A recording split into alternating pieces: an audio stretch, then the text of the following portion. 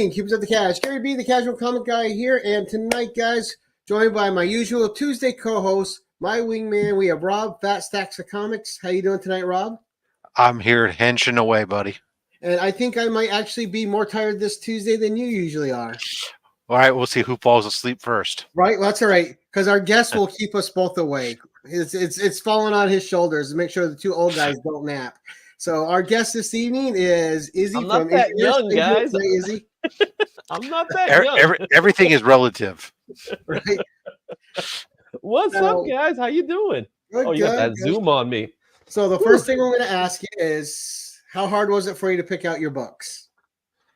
I have more than you said. That's okay. Everybody does. Second, we'll have you give the quick 2-minute speech of who you are and what you do. Then we'll go say hi to the audience, and then we'll come back for your first book. My normal formula. Works for me. So who the hell is Izzyverse? It calls itself Paint by Numbers. Yeah, right. Exactly. So for those of you who don't know who I am, my name is Izzy. I'm the host of the Izzyverse. I have a show every Monday, part of the Monday night lineup, which is called the Weekly Pull List, where we go over what's trending and what's new. And then you can always find me in a lot of other shows like this one, the Wednesday show, the Friday shows, and over at Legion Comics.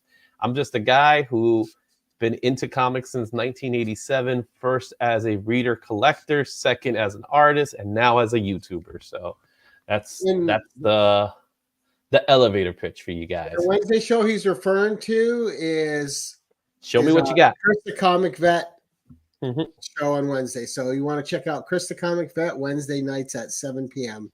Eastern, real time. Yeah, real time. I would disagree. I just said that to get Rob going. If your time zone is still measured in something other than 0 GMT, it's not real time. We're going to go say hi to the audience. So first in, as always, Las Cruces. Good evening, sir. How you doing?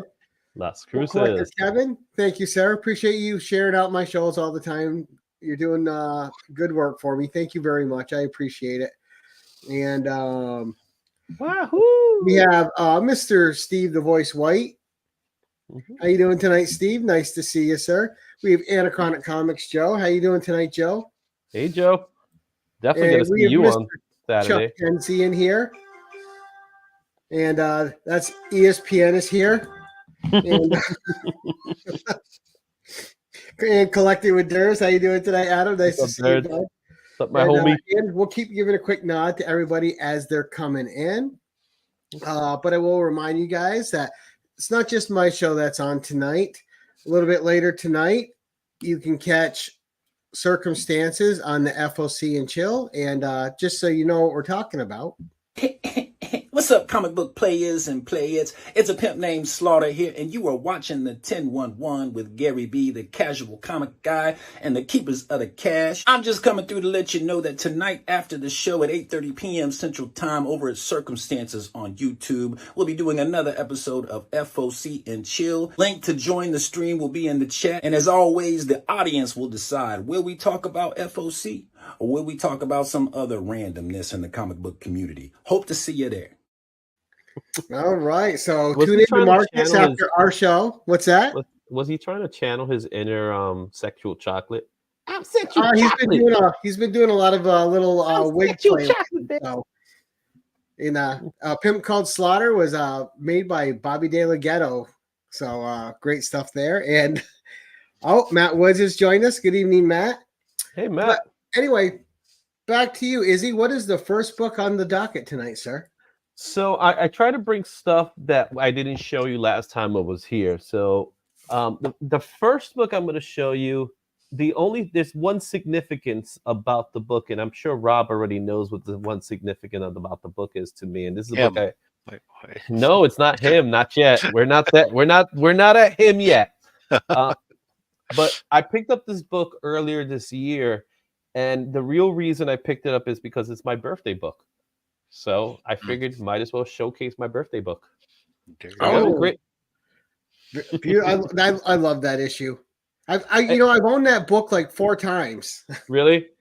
Well, it wasn't until earlier this year is when I was looking at the date it came out, because I did a research on when, what was your birthday book, and I was like, maybe it's some silly book or something like that. So apparently that was it. And I just went, well, I guess I got to get that.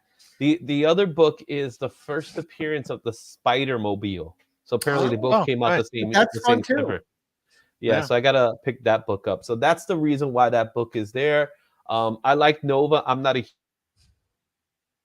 And there you are. huge Nova Yeah, fan, and but I he's think Nova's a frozen. great Oh, there character. he's back. He's someone that we haven't seen yet, but we know we will. You know what I'm saying? Oh yeah, and I've always loved that iteration of Nova, Richard Rider. That like a bunch of Marvel series back then, the writing was up and down in that little 21, 22, 23 issue run. Yeah, But it wasn't a long run. I've read that run multiple times and just loved it. And Mm-hmm. yeah, great stuff. All right, number Yeah. 2, sir. Izzy knows And I Joe says replaced he my loves copy. birthday books. What was that, Rob? I said, and Izzy knows I just got done replacing my copy. Yeah, I know. When you showed, I was like, "That's my birthday book." He did. He upgraded from 8.0 to a 9.2. So the next books I'm going to show you, I'm going to put them as a double book. These were the books that came out when I started collecting comics. Now, I showed you last time when I was at the Usual Suspects a few months ago what was my first comic. So I'm not bringing that book in, but I'm going to show you right now what my second comic book was. And this is a good comic book to be your second comic book. And that will be this baby right here. Oh, there you go. And mine is a newsstand because I did pick it up at a newsstand. And you even got the signature. And I got the Peter Davis signature with the certificate of authenticity back in 2008. I got this signature. Nice. At And Midtown just Comics. Peter David, one of the best Hulk writers ever. Oh yeah, when you think of Hulk, a lot of times you normally think of Peter David, right? All the runs he's had with the Hulk, I think of Future Imperfect. I Maestro. think of the Maestro. I think of Gray Hulk. I think of Mr. Joe Fix-It, Smart Hulk. He did Smart Hulk the way they should have done Smart Hulk, not Hawaiian shirt Hulk. You know what I mean? Right. Yeah. So Yeah, I think of Peter David. I think of Spider-Man 2099. yeah, Peter Davis. I think of Spider-Man too when I think of Peter David, because Peter David's one of these writers that was able to touch pretty much every character, at one time or another, because he was the writer of writers in Marvel. And in DC, you got to think about his runs with Aquaman as well, and some other stuff he's done. Supergirl, for example, those were all great things. So that is one of the books I picked up early. That, like I said, that was my number 2. My next book that I picked up, that's also part of this little twofer. Again, going back to McFarlane. Oh yeah. Yeah. Yeah, one of his most classic covers. This, what's funny about McFarlane? I think as he started his run in Spider-Man, he was starting to develop that style, because when he first started Spider-Man, I didn't like the way he drew Spider-Man at first. So he drew Spider-Man, his head was mostly round, if you remember. So that famous Spider-Man 300. Yeah, before he elongated it. And now he kind of it's more oval now. And this is tip top McFarlane. And as you can see, I got a little signature right there, the McFarlane signature. This book is, again, another one of those books I picked up young and stuff. And this is my original copy. It definitely needs a press. I'll have to send this one out to CBCS because, as you could see, I got this sign at a Mocha Festival. So for those of you who don't know who Mocha Festival is, it was, at the time, it was a exhibit that you would go to, and they would, you see art. A lot of it was commercial art, but sometimes they would do exhibits on comic book art. So they had like a Spider-Man exhibit. So at this time, they had a McFarlane exhibit, and it was during the first few years of Comic-Con, New York Comic-Con. And myself and my best friend, we ended up winning tickets to go to the opening of the gallery, in which he was, nice. he was showcasing all his work. He had like a basket, a long clear basket of all the submission letters and rejection letters that he's gotten, which was among the hundreds. So it has that. He showed a lot of his original art, so you got to see all that. So I got to see the original art of that. We got to learn a little bit about some of the things he did. Right, like Coyote. Well, yeah, or the Felix the Cat reference. I don't know if you know about the Felix the Cat reference. So one of the questions my friend asked him was, why is it I see Felix the Cat everywhere? So his answer was very simple. It's like, I had a friend who said, I don't read comics. And I says, what character do you like? And his friend said, I like Felix the Cat. So he said, if I draw Felix the Cat, will you read the book? So his friend said, yeah, sure. And there you have it. Felix the Cat was in every single book moving forward. So that was one of those little things. That's the cool thing about I have it. never noticed Felix the Cat in a McFarlane book. Now go back and you start finding them. You got to do like a Where's Waldo, Felix the Cat. So there was stuff like that. That's fun. He talked about the corner box and why he decided to do little drawings for the corner box. One thing I loved about McFarlane, even now, is that he's still true to the comic books. He's not drawing the way he used to then, but he's still true to the comic books. You could tell he was a fan first, rather than this holier than thou kind of character that he's become. He's a good comic ambassador. Yeah, he really is. He when it came to the pandemic, when it comes to this year with the strike, he owned San Diego. That was his convention. You know what I mean? And it was all about comics. And that was and he keeps prices down still when everyone else is up in their books by $1. And they keep asking him too. They keep telling him, it's like, you gotta come on, we gotta get back. We want to go back to the price. It's like, nope. So, that's the good thing, because comic books should be cheap. I don't know why comic books are as expensive as they are today.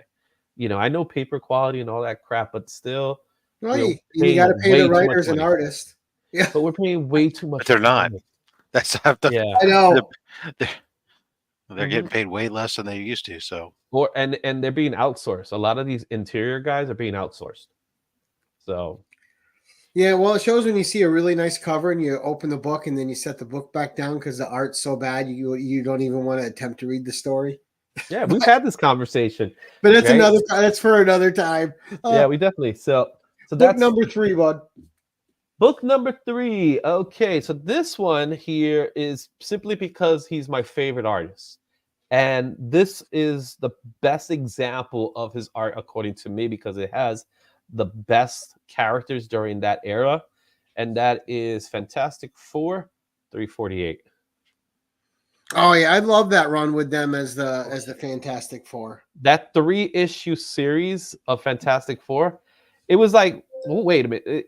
It's kind of like what they did afterwards with New Avengers. They said, this is the new Fantastic Four. And you just went, holy crap. We got Wolverine, Spider-Man, Hulk, and Ghost Rider, the best four. And it's so cool. I love this story. This is just a fun story by Walter Simonson. As you can see, I got it signed by Simonson. I got it signed by Adams. But the reason why I brought this book up is for my love for Arthur Adams. Arthur Adams, to me, is my favorite guy. He is good, and he just put out some nice Red Sonja covers too.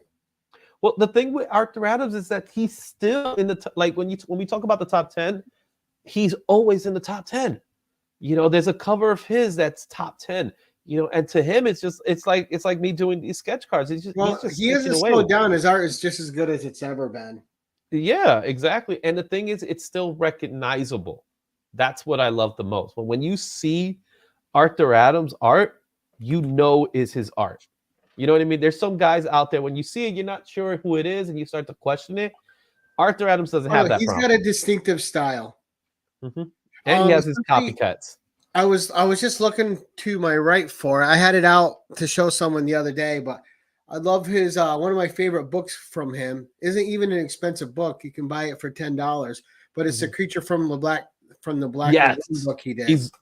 He was also known for his monsters, right? His Godzilla, monkey. He loves drawing monkeys and gorillas. So you got like Monkey Man and O'Brien. I got those books as well. And when he did JL Ape, that was fun. So yes, so Arthur Adams to me is the GOAT. He's the best. That's when I think of comic books, that's the guy I think of, Arthur Adams. Yeah, well, yeah, and like we said, he's got a distinctive style. You look at it, it's like looking at Richard Corbin or anyone else. You know exactly who it is. Mm-hmm. Yeah. So the next book on my list is not a comic book, but when you see it, you know what I'm going to do. I'm going to show you, and it is the book that even after I stopped buying comic books for a while, I always had to pick up this book. This was a book that guaranteed month to month I picked up no matter what. Is it Wizard?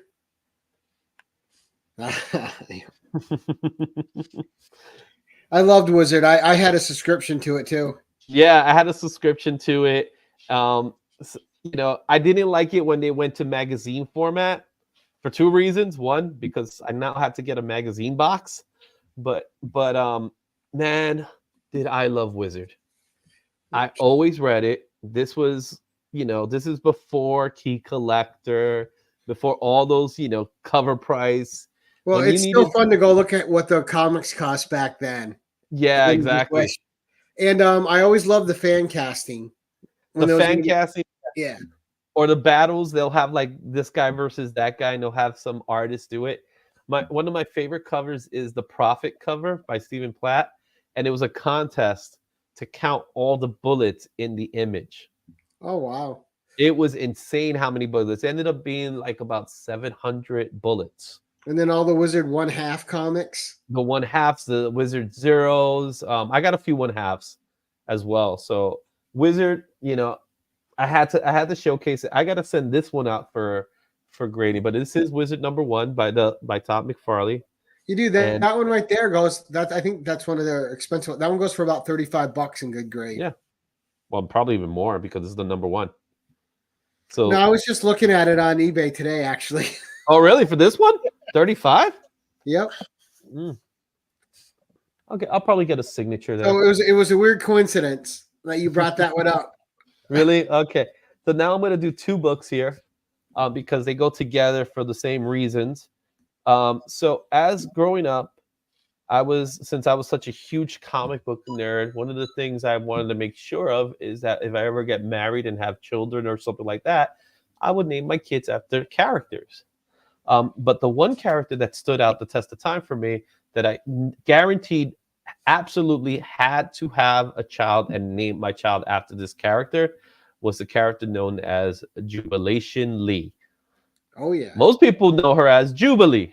So the book I have here is that book right there, and I actually With have Dazzler multiple on the copies. cover with her. Yeah.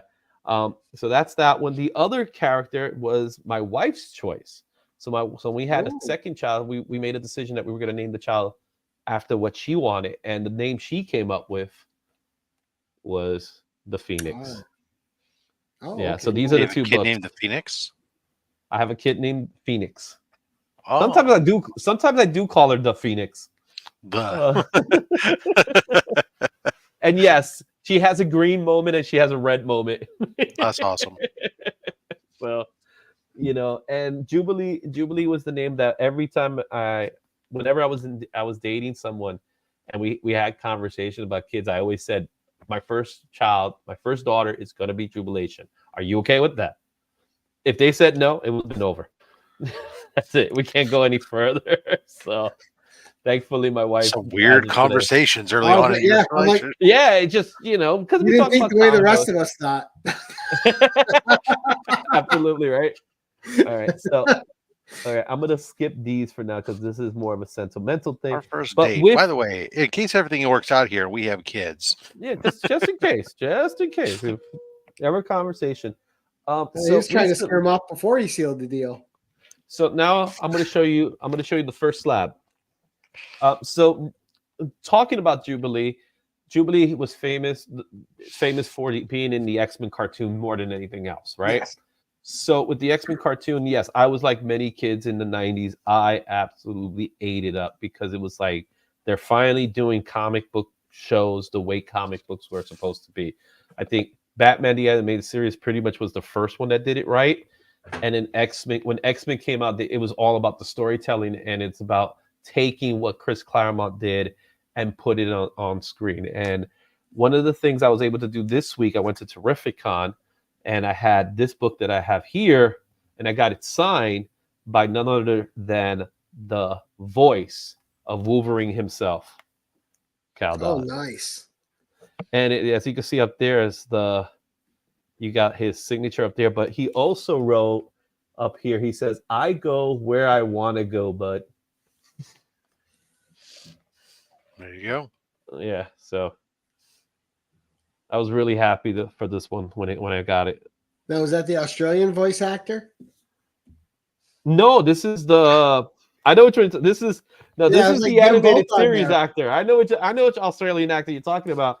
You're talking about. Oh man, I had it here too. You talk about the Pride of the X-Men when they turn Wolverine Australian for. I don't understand why they did that. So I don't know. So that's that book. I'm really happy. It came out in a really good grade too, with a 9.4. All right. So how many? That's how many. I lost count already. You're on number 7 next. Number 7. Oh man, I better move on. Yeah, All right. I just got that Jubilee of My collection this year. I bought it pre-slabbed in a 9.6. Oh wow, that's pretty cool. All right. So now let's go ahead and talk about the guy that you see here. All right. So I knew there'd be a Quasar book somewhere. I didn't know that Izzy was in his own comic. There you go. Oh yeah, that guy, right? So this is the book that really solidified what good storytelling could be in a comic book. All right, and that's this book right here, The Infinity Gauntlet. It's gorgeous. This one's a George Perez signature, but inside Jim Starlin also signed it. You mean it wasn't the X-Men run by Claremont? No, this is the book. This was the book. Now, if you look at the price tag for this book was $250. At this time, that was an expensive book. Oh yeah, right? Because it was 48 pages. It was $250.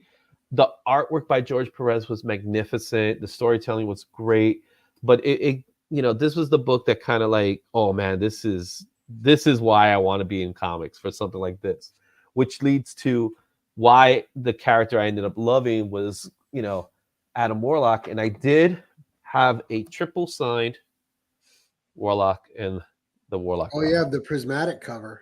Yeah, the shiny. But this one's signed by. It's a triple sign. You got Jim Starlin, Tom Raney, and right down there you got Keith Williams, all signed it at Terrificon. Now, So the signatures look great on that cover, actually. mm-hmm. Yeah, it presents really well, especially because of the shininess of it. But as you can see, I have the T-shirt to it. Now, this T-shirt has a story. So a few years ago, like maybe about, I would say maybe like 2 or 3 years ago, I had this shirt when this book came out. I ended up picking up the shirt when it was what is it? What was the company? Comics Collect? I don't remember the name of the company that did it. But I decided, hey, I want to see if I could find the shirt again. So I did an eBay search for the shirt. Maybe somebody will have it, and I found it. But they were asking for $400 for this T-shirt. So I went, there's no way I'm going to spend $400 on a T-shirt, even though I love the shirt, right? So a couple of weeks later, I do a search again, and then someone decided to put the shirt out for $25, and I immediately picked it up. I told the story to Keith Williams, and Keith Williams was like, "What? You $400?" So yeah, there was a $400 T-shirt. So. Yeah, like one of the only things of Warlock that would be $400. Not entirely true. No, it's just funny because there's just so many crazy prices on eBay. Like, you just makes you wonder, like, what they were thinking. Yeah, it's somebody. So we'll buy it. Let's go to that Taylor Swift one. So you did tell me a spec book, right? Yeah, we're not there yet, though. We're not there yet. Okay, so we'll leave that. Now you're on number 8. Number 8. This was the book that was going to put my kids through college. Unfortunately, it did not. Is it Death of Superman? Oh, Death of Superman. Okay. It's either one of those, Rob. They're interchangeable. No, I'm happy to announce that Rob recently just sent me another copy. That's right. But this is my original copy. So the worst thing about these books, these books you can't really, if you send them to CGC, you're taking a risk if you leave them unbagged because they're gonna open it. Well, they're gonna open it. Yeah, you gotta get it pressed. You might as well open it and get it pressed first. Yeah, but as you can see, it doesn't make sense to even send this out because you got a Dan Jurgens signature on it. The poly bag. Yeah, no, it's yeah. So it's better off like this. Oh yeah. I wish they would be able to, encase it with the bag. It just because the bag is what's cool about this. It is, but there's no way to grade the inside, so they can't. I You could bet do it as art, maybe. I bet you if you sent it to EGS and talked to Tony, Tony would probably do it for you, Yeah, along with a custom label to go with it, and just put no grade on it. yeah. It doesn't matter. It's just if you encapsulate it, that's it. That's the only thing. All right. So where we at now? What's our number? What's our count? Number 9. Number 9. This book here has one sentimental value. Now this is a book I recently acquired. I'll show you the book before I tell you why it's significant. And this is The Thing number 1, 9.8. Now, the significance about this book is it's not so much the book as it's more about the person who gave me the book. So I did a purchase for a mystery box, and in that mystery box there was also a golden ticket that came along with it if you won, right? So there was a numerous golden tickets. So when I went to get the box and I eventually got it, I was talking to the dealer, and me and the dealer, we ended up being good friends because I found out he grew up in the same neighborhood as I grew up. He only grew up like 3 blocks away from me, and in New York City terms, that's a big deal, right? It's like being neighbors practically. And we talked for a little bit. We never had a chance to actually meet each other. We were going to meet each other, but one thing led to another. And he then eventually sent out the package. He told me, "Here's the package. Here's the tracking number. When it arrives, let me know." And I said, "Sure. When it arrives, I'll let you know." Turns out he passed away. And that's Empire. I'm pretty sure you might be familiar with Empire Comics. So that's why when I got it and I saw, first of all, I was like, "Oh, cool, I got the golden ticket." And then he sent me the package. This is what came in. And there is a video of me unboxing it. You could just see it, that it was like, even though I never got a chance to know the guy or, got a chance to hang out with him, break bread or anything, as we would say, there was a connection there because we grew up in the same neighborhood. We practically could have gone to school together. He ended up going to a different type of school, but we were so close to each other that we could have gone to the same school and be in the same grades. So it was sad. It was sad, but it was, it was nice to see that I ended up getting something to kind of remember him. I don't know what's the actual value of this book is. It probably doesn't have much value, but to me, the value is more on the line of the friendship that was built because of it. So rest in peace, Empire Comics. This is not going anywhere. This will not be sold. This will not be given away. Right. This is going to stay right where it's at. We all have those books in our collection too. Yeah. Yeah. Not everything's got to be worth something. There's personal value to things. Yeah, exactly. And I think for that, it was just so cool to finally hear this, wow, you got this, I got this. And then I was a little worried because I wasn't getting the package. It didn't arrive to my home. So it was at the risk of being sent back. And I had general concern because I already knew he passed away. And I'm not going to go ahead and call and try to get a hold and say, "Hey, you guys can send the package. I know you're about to, bury him pretty soon, but I got a package I want." I wouldn't do that. You know what I mean? So I had a general concern about it. Thankfully, it was waiting for me at the post office. So I was able to get the book in the post office in time. I was like, "Oh, thank goodness," and stuff. But yeah, there's a sentimental value to that book, especially, now that he's no longer with us, which complete shock when it happened. Yeah. Mm-hmm. Absolutely. All right, number 10, sir. So number 10 here. Okay, let's see here what we got here. Yeah, sure, why not?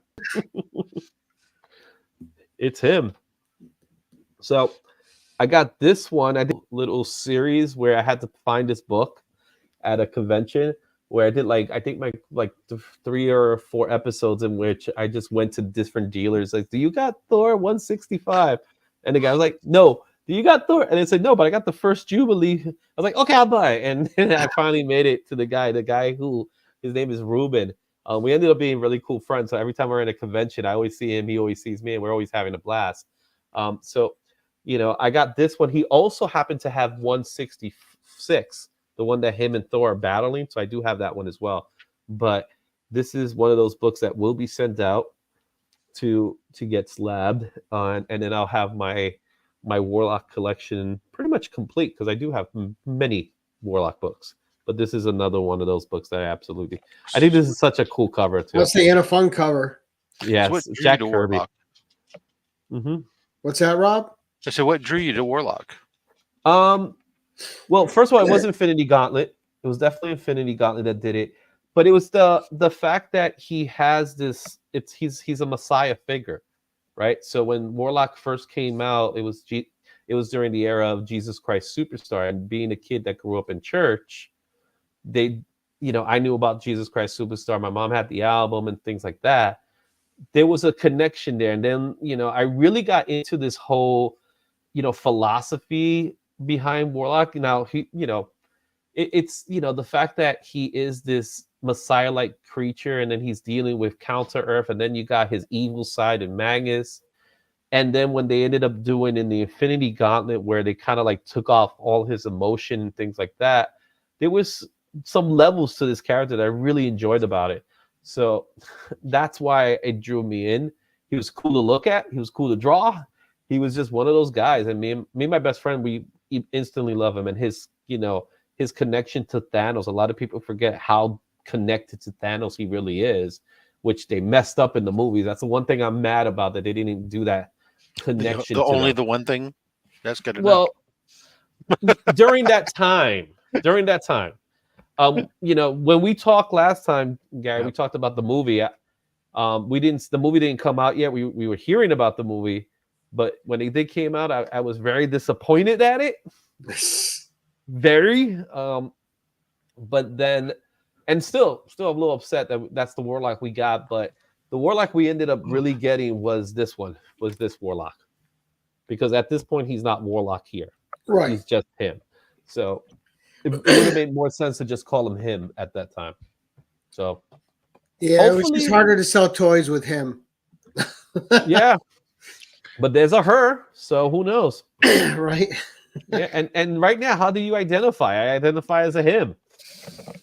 There you go. All right, and so number 11 with an extended personal story. So yes, so the extended personal story is this book right here. Now, you guys, when you see it, you're gonna be like, "What book is that?" Because this is not one of those books. So this is a little book called Kicked. Okay. And the art you see there is my art. This is my first cover. Oh, nice. Yeah. So how old is that book? 2000, I want to say 2009. Yeah. So 2009, this is my very first book. It's an anthology series about a character named Captain Awesome. So Captain Awesome is this Superman-like character here, but so the story is called Kicked, and everyone you see there were former sidekicks to Captain Awesome, and the concept of the anthology is that he's just a super jerk, and yeah, exactly. So everybody that's been his sidekick, he's treated them like garbage for one reason or another, and each story leads to the next story about Kick. So this is a really cool sentimental book. That's a Batman. cool story idea, though. What was that? So it's Batman. Oh yeah. Yeah, exactly. Now this is the story I ended up doing was this one right here, where you see this guy here. He looks like he's taking a dump. That's Loser Boy. And Loser Boy, I didn't write the story, by the way. Loser Boy, his superpower is that he has a pooping problem. So, now, what's the Spectre looking like character's name? which one? The one that looks like Spectre up above. Spectre? Yeah, he looks like Spectre a little bit. Yeah, right under the K. Right. Yeah, No, you mean like, this is actually a girl. Oh, okay. Oh, Yeah, that's believe it or not, that's Golden Girl. Golden Girl was It's one B. of the Arthur. No. Betty White. No. Well, that's Golden Girl. so this is Looks exactly the same. I don't know how you didn't get that, Gary. I know, right? so, and this is her first solo series. Yes, that's my artwork getting right there. So these are two. So these are the sentimental books. I would have thought that character was more the one that was on the left shoulder of the statue. Mm-hmm. Right. Now, if is those are Kickstarters or were they just local books? Yeah, so those were Kickstarters when Kickstarter first started. So Kickstarter wasn't even a year old at the time, and me and this collective group of guys and artists and writers, we got together and we ended up doing a Kickstarter for it, to raise the funds for printing, because it was before digital was a thing. So we ended up getting them printed, and we were at shows. We were doing things like that. It was a fun time. It was a really good time. It was a good 5 years of my life that I would say. Had a blast doing it. We created this place called Pronto Comics. It's a local collective. We named it out of the pizzeria that we always hanged out in. So there was a pizzeria in Manhattan called Pronto Pizza, and that's how we named it. So it wasn't that creative, but it was just one of those situations where it's like, oh, Pronto Pizza. Yeah, well, yeah, the name all meant something to you guys, so it worked. Yeah, it worked out too. What's that, Rob? Fast? So was it fast? Yeah, they were fast. So they're no longer in business? So Pronto Pizza is still in business. It is one of the franchise pizzerias in New York City. Oh, okay. It's not as big as a Famous Ray's, but there are quite a few Pronto Pizza spots. When you go there, tell them Izzy sent you. Right. And get $0 off your pizza. Yeah, exactly. Yep. Anachronic knows Pronto Pizza. There you go. Yeah, the pizza was fine. They had a nice little bar setting where you could just chill and hang out we would stay there for hours and just hang, and they had no problem as long as we bought pizza, which we always did. All right. Yeah, as long as you spend money, they don't usually Yeah, they don't care. Yeah. So nice. All right, so now we're to your spec pick. Okay, the spec pick. Back to what we were talking about earlier, right? Why not? Dazzle me. Now this Look, is I'm not on the board era. with Dazzle. You already know that. Yeah. Although I would vote for Dua Lipa to play Dazzler myself. Really? So what will be the hugest thing they would do is that she shows up in the movie and she's not Dazzler. She just shows up as Taylor Swift, and then there's nothing wrong with Taylor Swift. She does everything she does 100%. It's just I think Dua Lipa would have a. But let's be honest. She does kind of resemble Dazzler. No, she's skinny. Skinny. Well, look at Dazzler. She was created for the disco era. So, but cocaine makes you skinny, Gary. Don't you remember? Well, the funny thing is, I do have X-Men 130. I did get it signed by Claremont over New York Comic Con. I don't have it with me because it hasn't arrived yet. So that would have been the spec book, but it's sitting with CGC right now. So you got to get the error print too. Hey, if I get it, I get it. At this point, I think that the price of that book is getting to a point that I don't want to spend that kind of money. Nah, it's a $10 book. Well, this one's a $10 book. This was a $10 book. I think. Yeah, that's the one that has the error printing, not the other one. Well, the error printing version of that was all like a $15 book. So Yeah. Well, $12.50. No matter what, it's not expensive. No, it's not expensive. I got this one for like $5. Which is nice sometimes being a person that likes niche things like Spider-Man 29 or Dazzler. Sometimes your niches don't break your bank like some of your other niches might. The one I had was the 9.6 error variant. I think I paid all of $35 for it, already graded when I bought it. Very early on, and and that's the thing with a lot of people. This year, it can go for comics curing cancer because. I can't. We can get some value out of it. I do have one book that's a hidden gem and that I just recently got back, and that's this one. Ooh, this is the Superman 78. This is the special edition, big time collectibles, New York Comic Con exclusive. So what I did is I got the label for it. So it actually has the New York Comic Con label. So that's so. As Nice. far It's as just I too know, bad they don't have a little Christopher Reeve up there. it would have been nice if Christopher Reeve was still around and would sign the book right there. And they'll. Well, he froze again. But There I he have goes. 2 copies, so one of them will be going away soon. There you go. Very nice. All right, those are some awesome books. Yeah, So, it, see, it, not was too it was bad. a challenge. No, it wasn't. Yeah, those are like, great, it was, especially the one you did the covers for. I never saw those. Those were awesome. yeah. So, and there's more out there, but those are the 2 that I did the covers for. So, like I said, it was a fun time, man. One day I'll get back to it, but it's I'm like all these other artists. I'm just a cover artist now. Right, there you go. I did my time. I did my panels. I did my sequential Cheers, art. don't pay. How much you want for a page? Right. Well, that's a time constraint to meet too.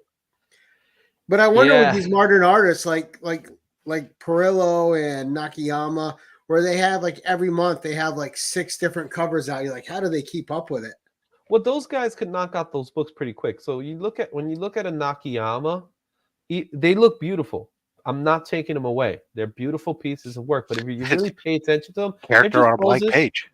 It's just a pose. It's a single character on a blank background. It's not really telling you a story. Isn't. Huh? Lucio Perillo isn't. His are No. like full paint. No. Yeah.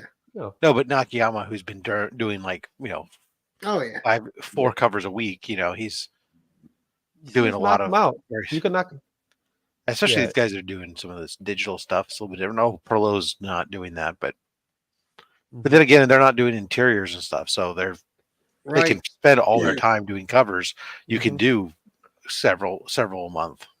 So if you look at it from this perspective, right? The average artist, comic book artist who does sequential art, in my day, I'll say, it would be like a page a day, and a page a day would be roughly about 8 to 10 hours, right? Now, if you take that and that's with story, that's with pacing, that's really thinking, right? Reading the script, coming up, storytelling, right? There's storytelling involved, so there's more labor involved there, right?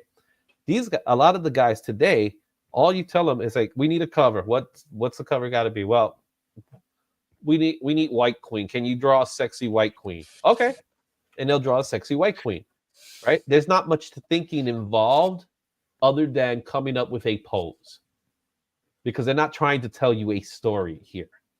And that's part of the problem I have with today's industry, that we have too many covers that are just pinups. There was a time when we would go to conventions, when I have to show my portfolio, if I would have shown them a portfolio full of pinups, they'll look at me and says, no, I want to see sequential art. Today, if you show them a portfolio with panels, they'll be like, where's all the pinups? Right. Well, that's why my favorite era of comics is covers is the Bronze Age. I just love how much was going on the covers. Yeah, they were telling the story. And even up to the 80s and 90s, they were telling stories in their covers. Not all the time, but most of the time you did have whatever was in the book, the cover was a reflection of that book. It didn't always happen. I'm not saying it always happened, but that was the idea. Yeah, more frequently than not. Yeah. Awesome. Yes. All right. So before we go around the horn here and see what everybody's doing, we are going to one more time play our good buddy Marcus's promo for his show.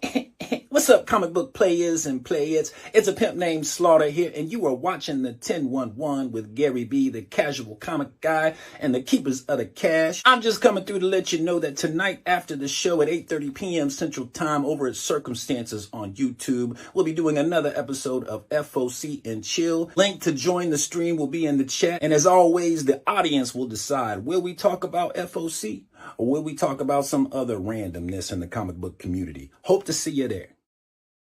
All right, and check out Marcus and there he is there. Check him out next. And he's like, Gary, my show's starting. I just swallowed my drink, Rog, so I'm like, I was having difficulty talking. FOC and chill following the 10-1-1. But Rob, what's coming up for you, good sir? Oh, Thursday I'll have a mystery box from Silver Age Collectibles. Saturday we'll do only slabs with the Immortal Biggie Shack.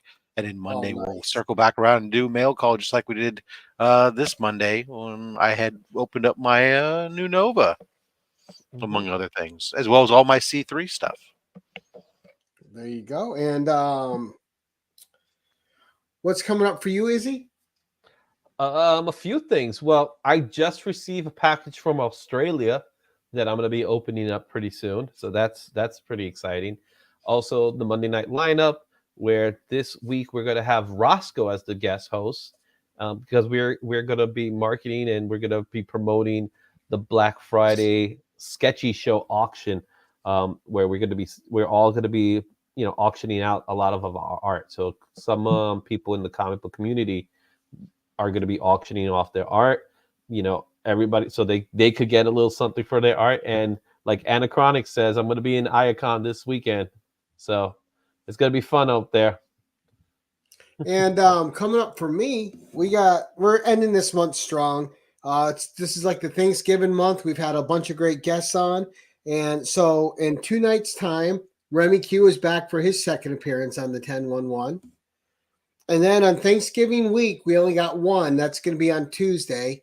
And that is going to be K-Pop Junkie. Katie's coming on for her second. Then we have Chris the Comic Vet on the 28th. And then ending the month with Adrian Pandawsome.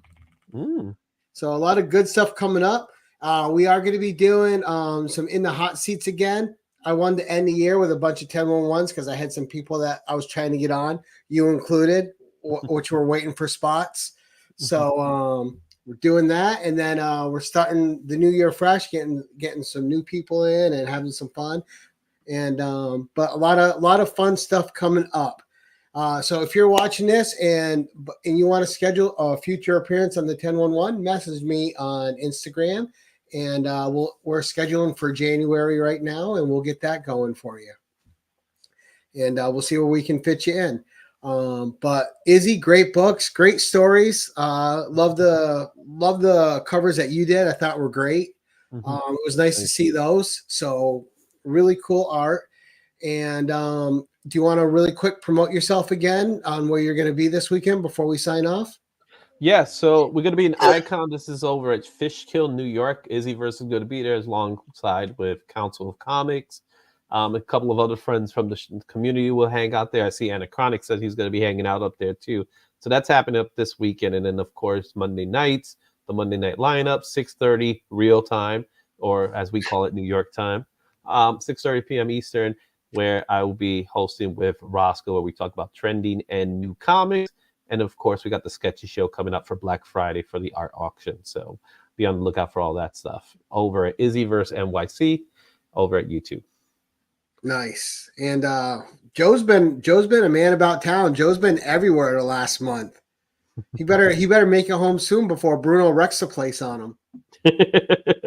So I'm looking forward to seeing him. But guys, thank you. Thanks, Rob. It's nice to have you back on the show in November here. And glad you got some rest. Izzy, thanks for coming on and being a guest. Appreciate it, sir. And everyone in the audience, we had a good turnout. And thank you all. Fun show. Fun watching you guys talk to each other.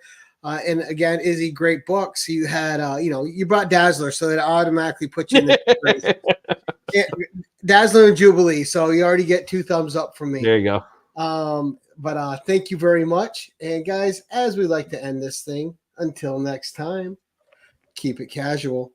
And I scrolled down by accident. There we go.